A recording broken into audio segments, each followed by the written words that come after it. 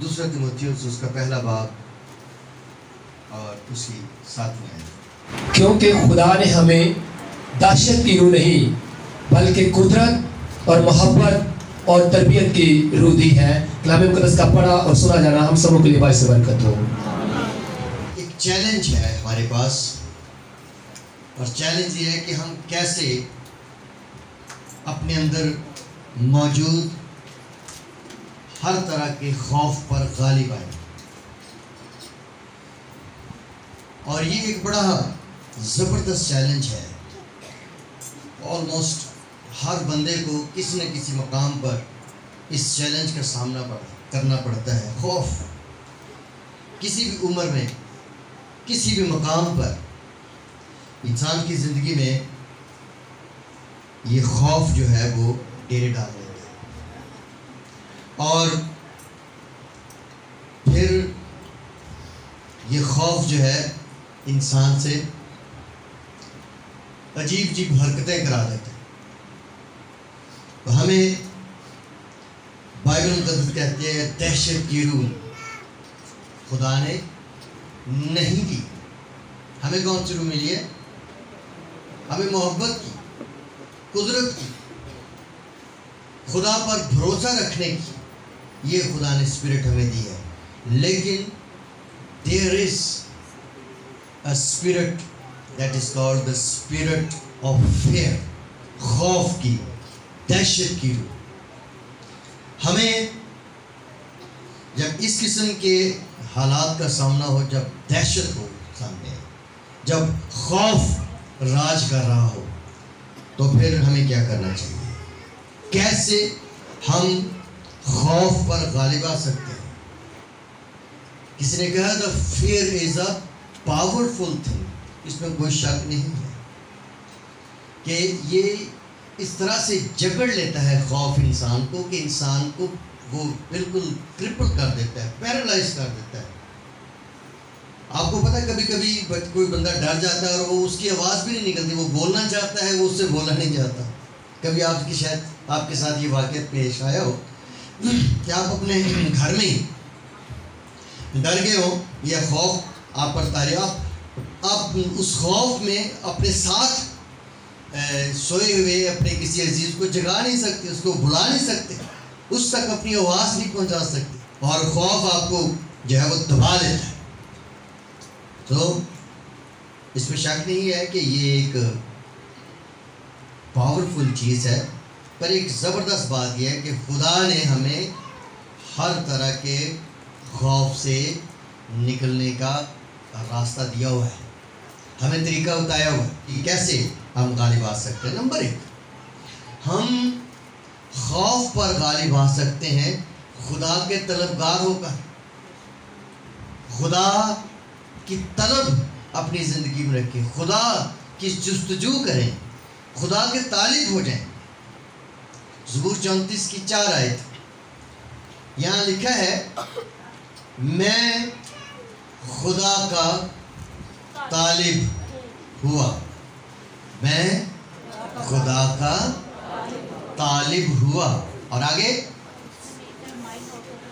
اور اس نے مجھے ساری دہشت سے رہائی، انگلش میں لکھا فرام آل مائی فیئرس، ہر طرح کے خوفوں سے خدا نے مجھے رہائی بخشی۔ جب بہت سارے خوف مل جائیں تو سمجھ لیں دہشت بن جاتی ہے، دہشت طاری ہو جاتی ہے انسان میں۔ کبھی آپ پر دہشت طاری ہوئی ہے؟ نہیں ہوئی؟ ہو جاتی ہے، آپ مانیں یا نہ مانیں، لیکن کبھی کبھی دہشت طاری ہو جاتی ہے۔ جی، اگر آپ کو پتہ چلے کہ جہاں آپ ہیں وہاں پر سانپ آ گیا کمرے میں، تو کیا ہوگا؟ دہشت۔ ہر طرح کی دہشت کا علاج ہم سوچ رہے ہیں، تو پہلا کیا ہے؟ خدا کے طالب ہونا۔ اچھا، جب خدا کے طالب ہوں گے تو ایک بڑا احساس آپ کو ہوگا۔ احساس کیا ہوگا؟ کہ جس کے آپ طالب ہیں وہ آپ کے ساتھ ہے۔ جب آپ خدا کے طالب ہوتے ہیں، خدا آپ کے نزدیک ہوتا ہے، آپ کو احساس بھی ہوتا ہے، اور وہ ہوتا بھی ہے، صرف احساس ہی نہیں ہوتا، خدا آپ کے ساتھ ہی ہوتا ہے۔ یہ احساس آپ کو آپ کے خوف سے رہائی دے دیتا ہے کہ میرا خدا میرے ساتھ ہے۔ اب دیکھیے، اب خدا کے طالب ہو کر خدا کے بارے میں سوچتے ہیں۔ اب زبور کی کتاب کھول لیں، 27 زبور کی پہلی آیت۔ خداوند میری روشنی خداوند میری روشنی اور میری نجات ہے، اور میری نجات ہے۔ مجھے کس کی دہشت، مجھے کس کی دہشت؟ خداوند میری زندگی کا پشتہ ہے، خداوند میری زندگی کا پشتہ ہے، مجھے کس کی ہیبت، مجھے کس کی ہیبت۔ آمین۔ یہ آیت آپ ہمیشہ اس کو زبانی یاد کریں۔ خداوند میری روشنی اور میری نجات ہے۔ جب آپ یہ والی بات سوچیں گے، جب آپ کا رویہ ایسا ہوگا کہ آپ خدا کو اپنی زندگی میں بالکل اپنے قریب پر ہے، خداوند میری روشنی ہے۔ آپ کو اندھیرے میں ڈر لگتا ہے، کئی دفعہ لوگوں کو اندھیرے کمرے میں ڈر لگتا ہے، اندھیری نکر میں ڈر لگتا ہے، چھت پر اکیلے جاتے ہوئے ڈر لگتا ہے، قبرستان میں اندھیرے میں ڈر لگتا ہے۔ تو جب آپ یہ کہیں گے کہ خداوند میری، تو پھر تو ڈر بھاگ جائے گا۔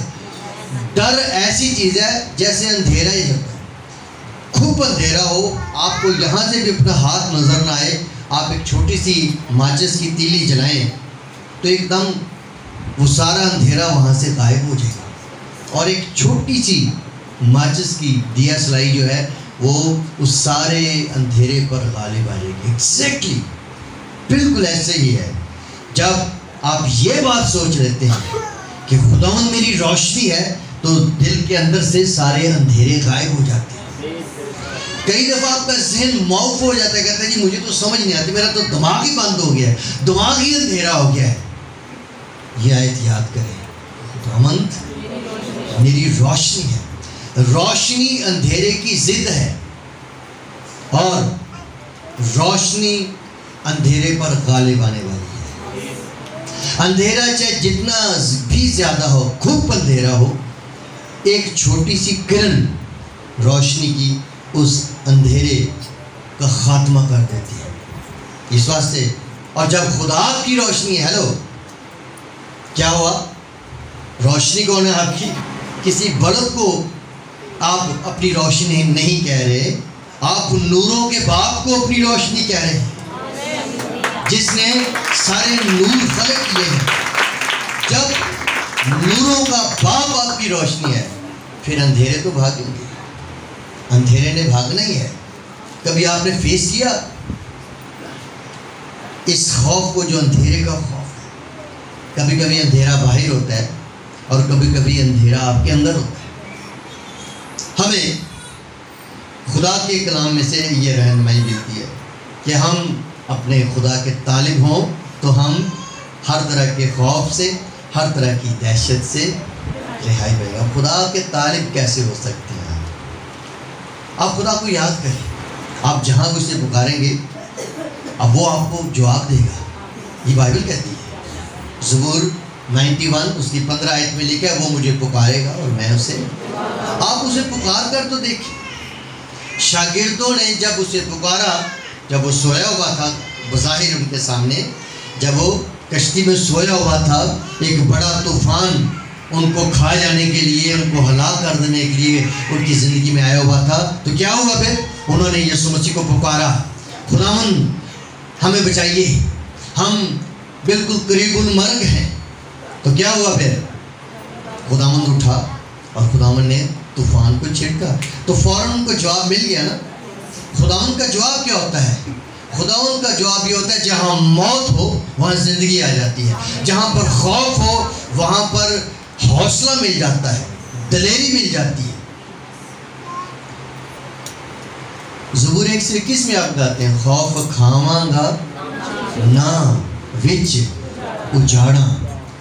تو بائبل مقدس میں بے شمار ان گنت آیات آپ کو ملیں گی، آپ اس کی سرچ کریں، آپ دیکھیں۔ خوف پر غالب آنے کے لیے، خوف کو ڈیل کرنے کے لیے بائبل میں بہت ساری آیات ہیں۔ خدا نے اوریجنلی انسان کے اندر خوف پیدا نہیں کیا تھا۔ آپ کو پتہ جب بزرگ آدم کو پیدا کیا تھا تو سارے جانور اس کے تابع کر دیے تھے. وہاں پر سانپ بھی ہوں گے, وہاں پر شیر بھی ہوں گے, وہاں پر ہر طرح کے درندے ہوں گے, پر ان سب پر آدم کو اختیار دیا گیا. خدا نے کہا تھا کہ تو حکمرانی کر, have dominion on earth, زمین پر تو حکمرانی کر.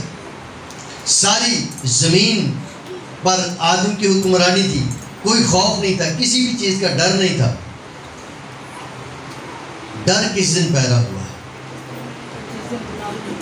ڈر ابلیس لے کے آتا ہے. یاد رکھیے, خوف ابلیس کا ایک زبردست ہتھیار ہے, اور ابلیس خوف کے ذریعے آپ کی زندگی میں پریشانی کو, ٹینشن کو, مصیبت کو لے کر آتا ہے. اس واسطے خوف ابلیس لے کر آتا ہے. جب آپ اپنے خدا کی نافرمانی کر دیں گے تو کیا ہوگا؟ آپ بچے کے دیکھیں, آپ کے جو بچے ہیں چھوٹے, آپ کے گھر کا کوئی برتن توڑ دے, بچہ ڈر جاتا ہے کہ مار پڑے گی, کہ مجھ سے غلطی ہو گئی, میں نے کوئی کام خراب کر دیا. ٹھیک ہے نا؟ اس طرح اگر آپ سے کوئی غلطی ہو جاتی ہے, آپ کے اندر خوف پیدا ہوتا ہے, کہیں میرے ساتھ کوئی مجھ سے پوچھ نہ لے کوئی کہ یہ کیسے تم نے کر دیا. آدم کے ساتھ بھی ایسا ہوا, جب اس نے وہ پھل کھا لیا جو خدا نے سختی سے منع کیا تھا, تو وہ چھپتا پھرتا ہے خدا سے, اور خدا اسے آوازیں دیتے ہیں, آدم تو کہاں ہے؟ اور وہ ڈری سی آواز میں کہتا ہے, میں نے تیری آواز باغ میں سنی اور میں ڈرا. یہ بھی ڈر کدھر سے آ گیا؟ یہ خوف کہاں سے آ گیا؟ یہ خدا سے دوری کا نتیجہ ہے. جب ہم, یاد رکھیے, جب ہم خدا کا حکم توڑتے ہیں, یا دوسرے لفظ میں گناہ جو ہے وہ ہمیں خدا سے دور کر دیتا ہے. گناہ ہمیں خدا سے جدا کر دیتا ہے, اور جب ہم خدا سے جدا ہوتے ہیں پھر ہم خوف زدہ ہو جاتے ہیں. پھر خوف ہمارے زندگی میں ڈیرے ڈال دیتے ہیں. کسی کو جو ہے وہ یہ خوف ہوتا ہے کہ میرا مستقبل کیسا ہوگا, آنے والے فیوچر میں میرے حالات کیسے ہوں گے. اب تو آج دنیا طرح طرح کے خوفوں میں مبتلا ہے, اور بائبل مقدس میں یسوع مسیح نے اپنے شاگردوں سے کہا تھا کہ یہ ان فکروں سے اپنے آپ کو تم آزاد کرو. آج کی فکر, کل کی فکر نہ کرو. کئی دفعہ لوگ اپنی آج کی جو ان کی کمفرٹیبل زندگی ہے, آج کے کمفرٹ کو وہ برباد کر دیتے ہیں کل کی فکر کے لیے جو آنے والی کل ہے. اور یسوع نے کیا کہا تھا کہ تم آج کی فکر کرو, کل کی فکر کرنے کی ضرورت نہیں ہے, آج میں زندگی بسر کرو. حیران کن بات یہ ہے, لوگ آج کی جو زندگی ہے اس کو خراب کر رہے ہیں اس آنے والے کل کی فکر کی وجہ سے.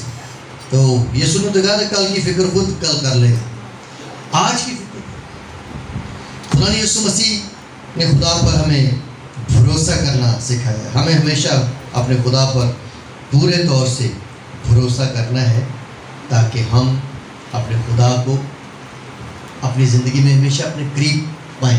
ایک اور آیت دیکھیں, عبرانیوں کا 13واں باب کھولیں. عبرانیوں 13واں باب اس کی 6 آیت. اس واسطے ہم دلیری کے ساتھ کہتے ہیں, اس واسطے ہم دلیری کے ساتھ کہتے ہیں, خداوند میرا مددگار ہے, خداوند میرا مددگار ہے, میں خوف نہ کروں گا, میں خوف نہ کروں گا. بھائی انسان یا کوئی بھی دشمن میرا کیا کرے گا؟ جی خوف نہیں کروں گا. وجہ کیا ہے؟ یہ بات جان لینا کہ خداوند میرا مددگار ہے. God is my helper. God is there to help me. جب خدا میری ہیلپ کرنے کے لیے موجود ہے تو پھر ہمیں خوف کرنے کی ضرورت نہیں ہے.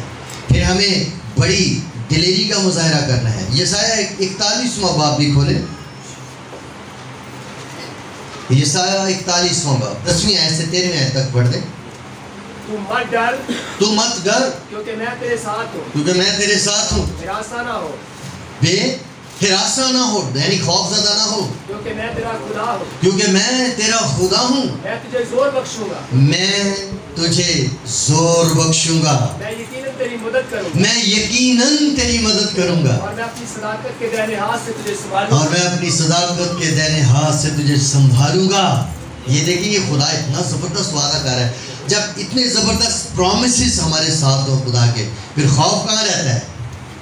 جی اگر آج صبح آپ خوف زدہ حالت میں خدا کے گھر میں آئے ہیں، کل رات آپ کو نیند نہیں آئی، کل رات آپ سو نہیں سکے، آپ کو نیند نہیں آ سکی، آپ سوئے نہیں، آپ کو خوف نے دبائے رکھا، آپ ڈرتے رہے، کبھی تکیے کے نیچے اور کبھی اوپر سر رکھتے تھے، کبھی ادھر دیکھتے تھے، کبھی ادھر دیکھتے تھے، کبھی چھت کو گھورتے تھے، کبھی چپ کر کے آواز سننے کی کوشش کرتے تھے. ایسا ہوتا ہے نا خوف میں؟ جی اتنا خوف ہوتا ہے، خاموشی سے سننے کی کوشش کرتے ہیں، شاید کوئی چیز بول رہی ہے، آپ کو اپنی دل کی بات بھی ٹھک ٹھک کرتی سنائی دے رہی ہوتی ہے. اس طرح کے خوف میں اس آیت کو یاد رکھیں، جب خدا کہتا ہے میں تیرے ساتھ ہوں، ڈر مت، خوف مت کر. یہ آپ بار بار سنتے ہیں ڈرو مت، یہ والی جو فریز ہے ڈرو مت، خوف زدہ نہ ہو، ہراساں مت ہو، یہ جو فریزز ہیں یہ خدا نے فرمایا ہے، یہ خدا فرماتا ہے. اور جو اس قسم کے جملے جو خدا نے دیے ہیں، جب وہ یہ کہتا ہے ہراساں مت ہو میں تیرے ساتھ ہوں، تو وہ خود کھڑا ہوتا ہے، وہ اپنے کلام کے پیچھے خود موجود ہوتا ہے. اس لیے آپ کو ڈرنے کی ضرورت نہیں ہے، آپ کو گھبرانے کی ضرورت نہیں ہے. فوکس خدا پر رکھیں، دھیان کس پر رکھیں؟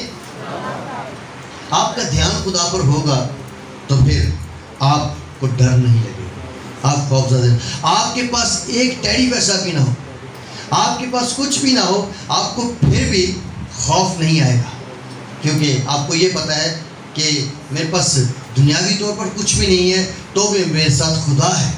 آپ دنیا کی ہر چیز آپ سے کچھ چھین لیں، صرف خدا آپ کے پاس رہے تو پھر سب کچھ آپ کو مل سکتا ہے. ایسا ہی ہے کہ نہیں؟ آپ کو سب کچھ کوئی دے دے اور خدا آپ سے لے لے تو آپ کے پاس کچھ بھی نہیں رہے گا. ایسا ہی ہے؟ تو پھر کیا ہونا چاہیے آپ کے ساتھ؟